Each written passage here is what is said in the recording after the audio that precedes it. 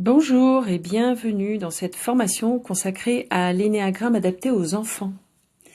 Alors, vous connaissez déjà l'énéagramme, j'imagine, consacré aux adultes. C'est un outil qui aide à mieux se comprendre, à mieux comprendre les autres. C'est un outil qui aide à identifier nos valeurs fondamentales, celles qui nous sont essentielles. C'est un outil qui permet aussi d'identifier nos talents et nos excès. Pour rappel, en énéagramme, on ne parle pas de défaut, mais bien d'excès. Donc, un excès, c'est simplement une qualité qui est poussée trop loin, on va dire. Par exemple, c'est l'exemple que je donne souvent parce que je trouve que c'est le plus parlant.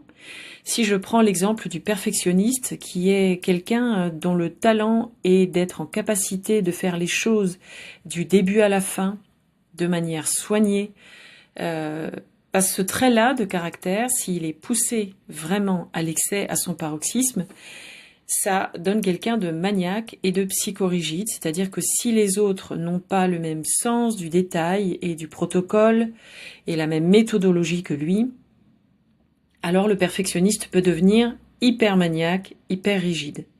Mais à la base, ce trait qui est assez insupportable, on va dire, pour les autres, et même pour lui-même, d'être maniaque et psychorigide, ça traduit quand même un talent, qui est celui d'aimer bien faire les choses et de terminer ce qu'on commence. Donc l'énéagramme adapté aux enfants, écoutez, c'est la même chose. On va essayer de comprendre quelles sont les valeurs de l'enfant qu'on a devant nous, qu'on soit un parent, un éducateur, un enseignant. Et on va essayer de comprendre ce qui est spécifique à chacun des enfants qu'on a entre nous, devant nous, si on en a plusieurs, pour pouvoir interagir au mieux avec ces enfants. L'idée, c'est de faire comprendre dans l'éducation ou l'instruction qu'on va donner à ces enfants qu'il est unique et qu'il est respecté en ce qu'il a de plus unique, qu'on respecte sa manière de penser, qu'on respecte sa manière de ressentir, qu'on respecte sa manière d'agir. On va aussi, par l'énéagramme, aider l'enfant à lui faire accepter qu'il est unique, qu'il a une individualité, qui lui est propre et qu'il doit en tenir compte, l'accueillir, la respecter et la faire vivre. On va l'aider à prendre conscience de sa propre manière de penser, sa propre manière de ressentir, sa propre manière d'agir. Donc, dans l'idée, c'est que l'énéagramme utilisé pour les enfants ne va pas être un outil qu'on va utiliser pour leur annoncer leur type de personnalité. C'est-à-dire qu'on va pas leur dire, voilà, toi, en fonction de la manière dont tu te comportes, en fonction de tes valeurs, de tes talents et de tes excès, tu es un enfant de type 3, par exemple. On ne va pas dire à l'enfant de quel type il est. Pourquoi ? Parce que l'enfant, c'est comme, si je donne une image, un énorme morceau de pâte à modeler, je vais dire. Et ce morceau de pâte à modeler, il est en train d'être façonné. Et on a déjà beaucoup d'impact sur les enfants, par nos comportements et par ce qu'on leur dit.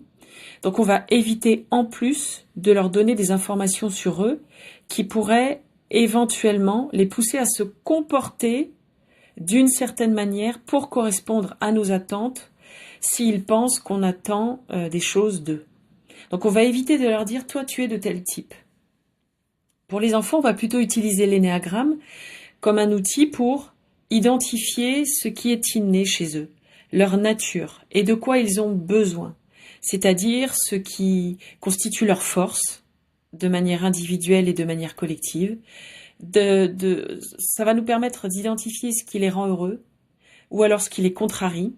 En fait, on va simplement identifier de quoi ils ont besoin, tout simplement dans la vie. Quels sont leurs besoins ? Et nous, à partir de leurs besoins qui sont part intégrante de leur nature et qui sont innés, nous, on va essayer de voir comment on peut s'ajuster à ces besoins, comment on peut y répondre, puisque on va dissocier ce qui est la nature de la nourriture.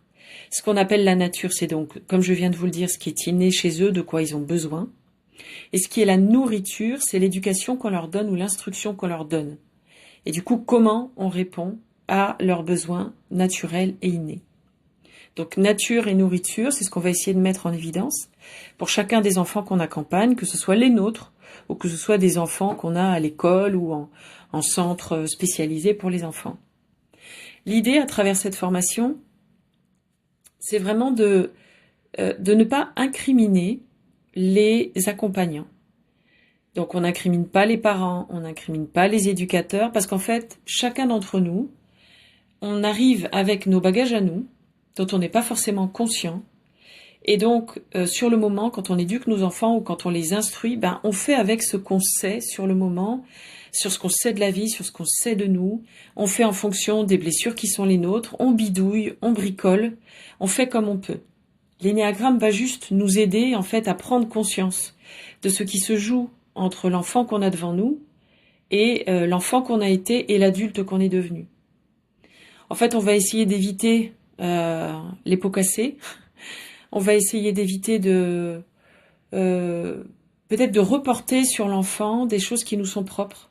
D'accord ? Ça, c'est déjà quelque chose d'hyper important. Et là où l'énéagramme est hyper pertinent aussi et intéressant, c'est que si on arrive à identifier la nature de l'enfant qui est en face de nous, on va aussi pouvoir lui proposer des activités qui l'aident à se développer. Et par exemple, dans la gestion du collectif, si on arrive à regrouper les enfants par motivation, je dirais, on va réussir à structurer la classe, à structurer l'ordre dans la classe. Ce sera en fait assez fluide du coup. Notre manière de structurer les journées, les routines, etc. On va pouvoir intervenir de manière plus fluide. Voilà, c'était ma petite introduction. Et puis voilà, je vous ai mis évidemment en fond d'écran cette phrase absolument magique qui est « Aime l'enfant qui est devant toi, pas celui qui est dans ton esprit ».